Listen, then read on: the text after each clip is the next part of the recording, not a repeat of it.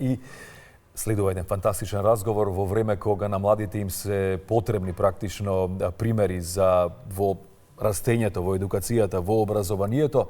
Средното училиште Георги Димитров направи една фантастична иницијатива, реализирана, односно ги поврза практично поранешните успешни ученици од ова училиште со сегашните средношколци.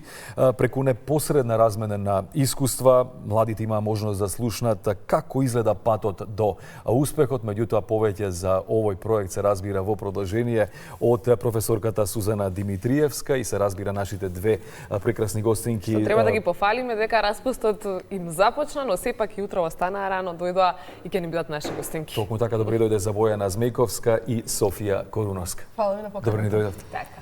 Добро утро за гледачите на утринската програма. Задоволство ни беше еве со завршувањето на учебната година да имаме можност да го промовираме сето она што во текот на целата учебна година работеше, меѓутоа за завршницата на учебната година избравме еден многу убав настан кога успеавме да ги споиме некогашните ученици во Георги Димитров и актуелните ученици во Георги Димитров. Ова е една фантастична иницијатива. Од каде дојдовте на ваква идеја? Така. Ова е ваш проект. Мој проект. Идејата постоеше многу одамна, меѓутоа во соработка со Хера имавме можност да работиме на неколку проекти во нашето училиште. Јас со ученици од прва година, што ми представува посебно задоволство, затоа што тоа се ученици од прва година, имав можност да работам на два проекти, меѓутоа завршницата на учебната година беше токму со овој настан, кој што беше во неколку етапи. Првенствено беше изработен елаборат за да се реализира целиот тој настан. Потоа учениците снима неколку подкасти со ученици кои што завршиле во Георги Димитров, во нашата гимназија. Меѓутоа сепак се етаблирале во општествениот живот. Значи дали тоа ќе биде во сферата на уметноста, на културата, во правото, значи во здравството, што и најмалку е битно, значи сепак имаат една успешна своја кариера и тоа нивно искуство или патот како стигнале до она што се сега го споделија со актуелните ученици во нашето училиште. Еве и девојките да ги вклучиме во разговорот, ќе почнеме со Софија. Ајде Софија, како си помина ти на овој настан и што вклучуваше практично твојата работа тука? Дали можеби и ти беше вклучена во тие подкасти што ги спомна професорката или сепак беше оној завршниот настан? Јас се поминав прекрасно, значи целиот настан беше супер. Проектот беше нешто малку поразлично за нас, нешто надвор од книгите. Проектот опфаќаше повеќе фази. Прво снимавме повеќе подкаст епизоди, јас ја снимав последната епизода, која што ќе ја гледате на нашиот YouTube канал. Исто така изградивме едно изложбено шкафче каде што ќе бидат прикажани сите награди каде што нашето училиште ги освоило и ќе продолжи да ги освојува. И секако мене најголем впечаток ми остави завршниот настан. Таму беа повикани 6 поранешни ученици од Георги Димитров, каде што ги споделија своите искуства, спомени и така разговаравме. Исто така тоа беше проследено со музика, заедно беше тука присутен и поранешниот бенд на Георги Димитров. И така малку ни извади од комфорт зоната, малку поразлично научивме како да имаме професионален разговор, како да се запознаеме повеќе со гостите, како да го извлечеме нели најдоброто, како повнимателно да ги слушаме. Исто така имавме многу голема помош од нашата координаторка која што навистина се погрижи за сите детали, Ана Костовска е еден голем поздрав за неа. Исто и нашата менторка која што ни даде слобода во нашата работа, значи ни даде слободно да си ги изразуваме нашите идеи и да работиме онака како што ние сме си замислиле и тие некако ни беа најголема мотивација. Исто имавме многу добра организација, така Хера навистина ни помогна и тоа навистина допринесе тој настан да биде уште попрекрасен и да биде атмосферата уште едноставно попријатна. И сега мене, Симона, не ми е јасно зошто нашите гостинки беа толку уплашени од јавен настап кога фантастично звучат. Веројатно и овие проекти, како што се конкретно овој кој што го разговараме сега, помагаат во јавниот настап, особено кај меѓутоа тука и се гледа и природниот талент, што јас себе гледам веќе наши потенцијални колешки и можете и да се пријават практично на конкурсот на македонската телевизија. Да го скратам обетот, Бојана, кој е твоето искуство? Исто како и Софија, навистина прекрасно си поминав. Имаше доста многу прилики и можности да се запознаеме со тоа како тие ги поминале средношколските денови и да дознаеме дали навистина тој период е нели најубавиот период во животот. и сметам дека преку баш овие вака активности, проекти кои што се реализираат во нашите училишта, стекнуваме вештини, ама и вредности кои понатаму би ни користела во секојдневието. Одлично. Всушност, завршувате прва година средно образование и веројатно стравовите се големи на самиот почеток, меѓутоа, професорке, колку ваквите настани треба да ги има почесто со цел да чувствуваат едноставно сите ученици припадност и да не биде толку формална таа комуникација која без друго ја има, меѓутоа ете една поинаква релација со учениците. Така. Како професор со 32 годишно искуство во образованието, посебна чест и задоволство ми беше во оваа прилика што имав можност да се видам со ученици на кои што сум им предавала и да слушнам што е она што они научиле на часовите по историја. И задоволство беше да се слушна како неформалниот дел, зборувам, учениците генерално завршиле пред 15 години и повеќе, кај не поставил длабок впечаток. И затоа јас сметам дека треба многу да се вложи во тој неформален дел, да се излезе од учебникот како единствено помагало, тоа е она што се бара во новите образовни програми и да се стекнат учениците не само со знаење, него со вештини, со компетенции кои што понатаму во животот ќе им бидат навистина потребни во понатамошниот нивен и професионален развој, меѓутоа и личен развој, секако.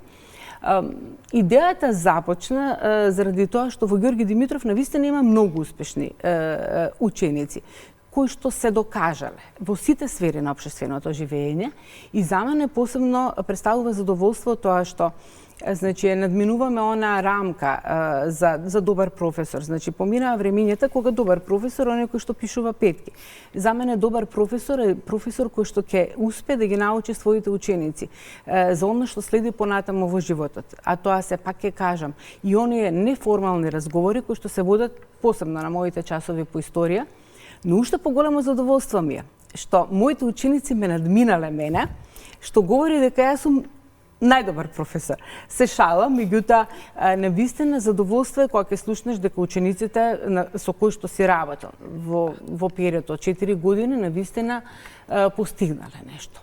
И даваат огромен допринос во општеството, без разлика на кои сфери на општественото живење станува збор. Како падна изборот на бившите ученици? Како, според кои критериуми се водевте со оглед на тоа? Сигурно е тешко да се направи. Значи, бидејќи јас бев носител на проектот, одлучив да бидат тоа ученици на кои што јас сум им предавала и ученици со кои што сме споделувале многу заеднички убави моменти.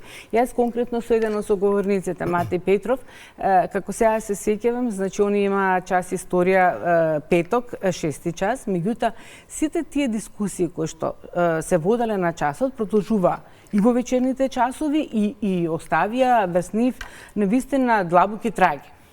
Од друга страна, значи, сакавме да го споиме науката со она што значи уметност. Па затоа дел од нив, вклучувајќи Јана Бучевска, која што навистина ја представуваше Македонија на песна на Евровизија, се споија некогашниот бенд и сегашниот актуелен бенд во училиштето и тоа беше еден незаборавен настан. Значи, јас мислам дека позитивната енергија која што се ширеше во училишниот двор, ќе трае долго. И тоа е нешто што мислам дека во денешно време е многу неопходно за новите млади генерации да видат што значи позитивна енергија и како се шири позитивната енергија заедно со искуствата кои што тие ги стекнале пред се животни и професионални. Гледајќи ве вака со кој жар зборувате, верувам дека ќе продолжи ова традиционално да се одржува. Па би сакале да стане традиција, значи ова започна со проектот на Хера, меѓутоа се покажа како добро, се покажа дека врз учениците има многу позитивно влијание, што мене посебно ме радува, а се што е добро зошто да престане. А верувајте ова ќе биде инспирација за другите училишта да го прават исто. Би било задоволство. Благодариме за издвоеното време, меѓутоа еве ќе го заокружиме разговорот со тоа што и Бојана и Софија ќе ни кажат кои се можеби оние најважни совети кои што ги слушнаа од учениците бивши на гимназијата, а и вие да ги поканите сите оние кои што би сакале да станат дел од Георги Димитров. Девојки. Па училиштето е навистина прекрасно. Како ученик уште во прва година, имаше нели некои како проблеми додека го реализиравме. А и нов проект. Да, го реализиравме овој проект. Покрај тоа нели што имавме проект, имавме и учење и мораше некако да се избалансира. Ама покрај тоа имавме големо разбирање од професорите, значи има прекрасна атмосфера во самото училиште. Има убава атмосфера и на часовите. И тоа го издвоила како посебно на Ѓорги Димитров. Софија, ти? Како најголеми совети вака што ги добивме кога раскажуваа нашите поранешни ученици, дознавме дека всушност ова време е најубаво време. Треба да се живее, да се помине најубаво и сите пријателства кои што сме ги стекнале треба да ги чуваме, бидејќи едноставно тие пријателства кои понатаму ќе продолжат да постојат и едноставно верувам дека кога ги слушав навистина се инспирирав од нивниот успех и верувам дека тој понатаму ќе продолжи. Професор, ќе да завршиме со вас, ајде да ги поканеме оние кои се двоумат практично.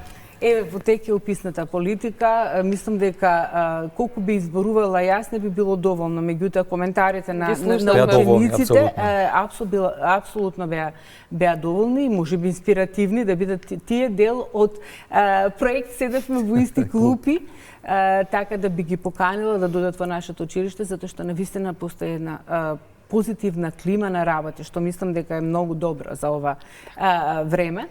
На сите ученици би им посакала успешен распус, мирно лето, исполнето со многу авантури, меѓутоа секако она што беше и во духот на целиот проект, да не заборавиме да прочитаме по некоја книга, затоа што тоа е дел од нашата традиција. Не мора да бидат лектирите, меѓутоа токму во книгата е знаењето и она што представува мок на идните генерации.